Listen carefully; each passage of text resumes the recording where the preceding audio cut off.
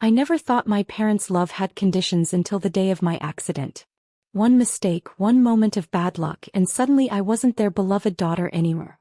I was a liability. My name is Sofia Martinez, and 3 years ago, I was on track to be the golden child of Martinez Industries, our family's technology manufacturing company. I had the perfect resume. Top of my class at MIT, 2 years of experience at a prestigious consulting firm, and I was being groomed to take over as COO of our family business. Then came the night that changed everything. I was driving home from a late meeting, going over quarterly projections in my head, when a drunk driver ran a red light. The impact was devastating. When I woke up in the hospital, my left leg was shattered, and my promising future seemed to crumble along with it. At first, my parents acted concerned. My father, Richard Martinez, visited daily, laptop in hand, discussing company matters as if nothing had changed. My mother, Diana, brought flowers and fussed over my pillows. But as weeks turned into months and my recovery proved slower than expected, their true colors emerged. "The board meeting is next week, Sophia," my father said one evening, his voice tight with disappointment. "We can't keep the position open indefinitely." I stared at him, still groggy from pain medication. "Dad, the doctor said I'll make a full recovery. I just need time." "Time isn't something we have," he snapped. "The company needs someone who can perform now, not months from now." That's when my younger brother Marcus walked in, perfectly tailored suit highlighting his athletic build. The golden boy who had barely graduated business school but somehow always managed to charm his way through life. "Don't worry, sis," he smirked. "I'll keep your seat warm." I should have seen it coming. Within a week, Marcus was appointed as the new COO. My carefully laid plans, years of preparation, all handed to my brother because I dared to be injured at an inconvenient time. But the real betrayal came 2 months later. I had finally been released from the hospital, learning to walk again with the help of a cane. The family was gathered for Sunday dinner, a tradition my mother insisted on maintaining despite the obvious tension. "We need to discuss your future, Sophia," my father announced over dessert. "The company can't justify keeping you on payroll during your situation." My mother nodded in agreement. "It's for the best, dear. You should focus on your recovery. Besides," Marcus added with false sympathy, "it's not like you can handle the workload now anyway." I gripped my cane tighter. "So that's it? You're cutting me off completely?" "Don't be dramatic," my father sighed. "We're being practical. Business is business." "And family?" I asked, my voice barely steady. "Is that just business too?" My mother's face hardened.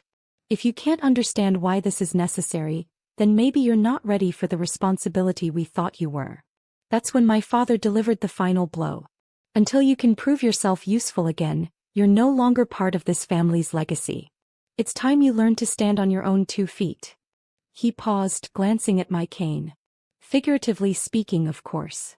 The cruel irony of his words wasn't lost on me. I stood up slowly, pain shooting through my leg, but I refused to show weakness. "All right," I said quietly. "If that's how you want it." They probably expected me to beg, to break down, to promise I'd work harder. Instead, I walked out of that house with nothing but my dignity and a plan forming in my mind. What they didn't know was that during those long months in the hospital, I hadn't been idle. Between physical therapy sessions, I had been making calls, analyzing market trends, and identifying weaknesses in Martinez Industries' structure. I saw opportunities my father had missed, innovations Marcus would never understand. Most importantly, I had noticed how our biggest competitor, Phoenix Industries, had been struggling with leadership transitions. Their CEO was looking to retire, their stock was undervalued, and their board was divided on the company's future direction. That night, as I sat in my modest apartment, the only thing I had managed to keep in my name, I made a decision. If my family wanted to treat me like a stranger, I would show them exactly what this stranger could do. I pulled out my laptop and drafted an email to James Chin, the retiring CEO of Phoenix Industries. We had met at various industry events, and he had always seemed impressed by my insights. More importantly, he had no love for my father's aggressive business tactics. "Dear Mr. Chin," I wrote, "I have a proposition that could secure Phoenix Industries' future while revolutionizing the industry." Little did my family know their biggest deal was about to become their worst nightmare, and I was just getting started. 3 years can change everything. My email to James Chin that night sparked a series of events that would reshape the entire industry. Within a week, we met secretly at a small cafe far from the business district. He listened intently as I outlined my vision for Phoenix Industries, not just as a competitor to Martinez Industries, but as a revolutionary force in tech manufacturing. "Your ideas are impressive, Sophia," he said, studying me over his coffee cup. "But why should I trust you? You're still a Martinez." I met his gaze steadily. "Not anymore." They made that very clear. I showed him my analysis. Detailed reports on market trends, innovative manufacturing processes, and most importantly, the hidden weaknesses in Martinez Industries' strategy, weaknesses only someone from the inside would know. James leaned back, a slow smile spreading across his face. "You know what? I've been looking for someone who could take Phoenix in a new direction. Someone hungry, someone with something to prove."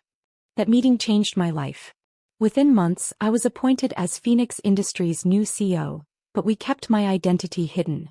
To the public, SM Phoenix was a mysterious figure who had impressed the board with innovative vision and technical expertise.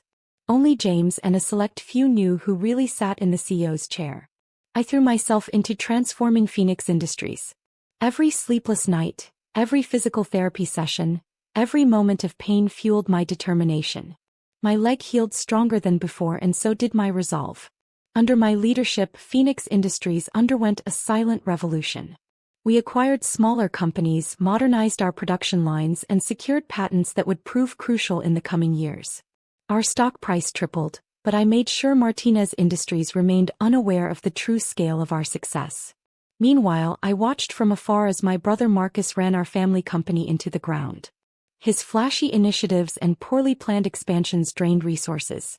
My father, too proud to admit his mistake, kept covering for Marcus's failures. The company that had been my birthright was slowly crumbling. Then came the opportunity one had been waiting for.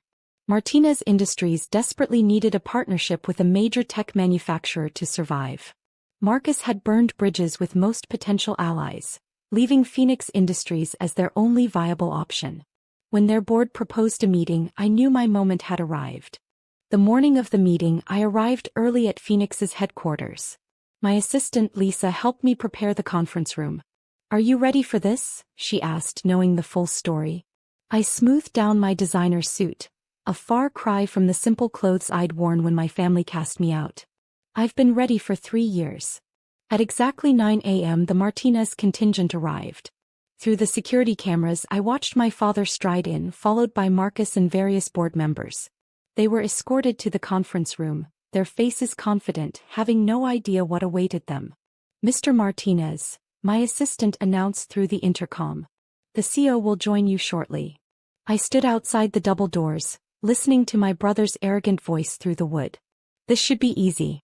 Phoenix needs this deal more than we do." Taking a deep breath, I pushed open the doors. The room fell silent.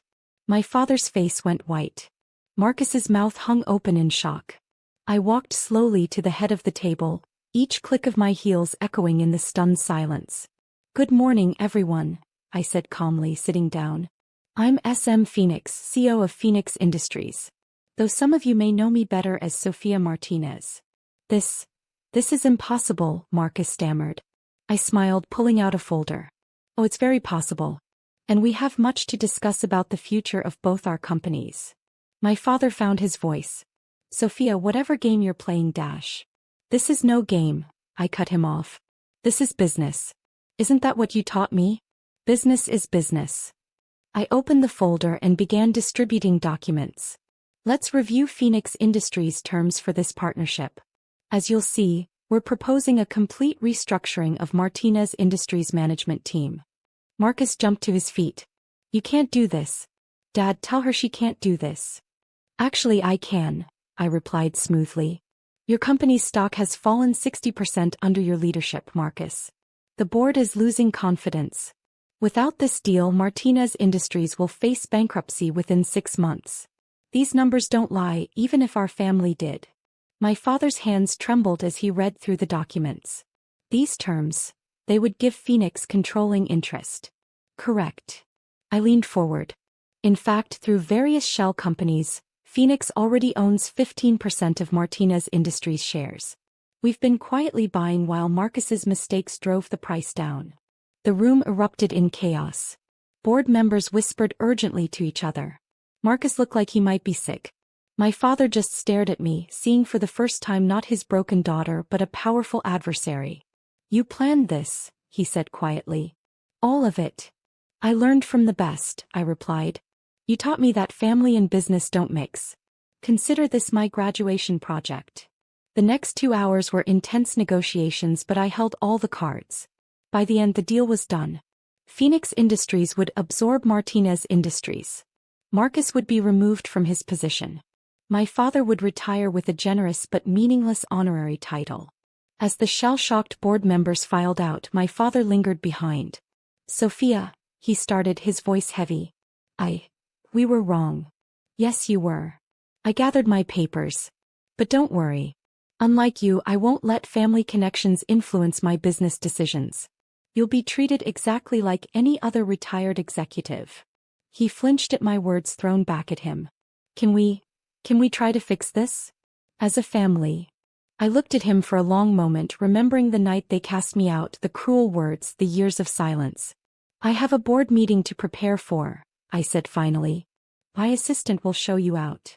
As the door closed behind him, I stood at the window of my office, my real office, not the one they'd promised me years ago. Below, I watched my father and brother walk to their car, shoulders slumped in defeat. My phone buzzed, a text from Lisa. Your next appointment is here. The one about expanding into international markets. I smiled. This was just the beginning.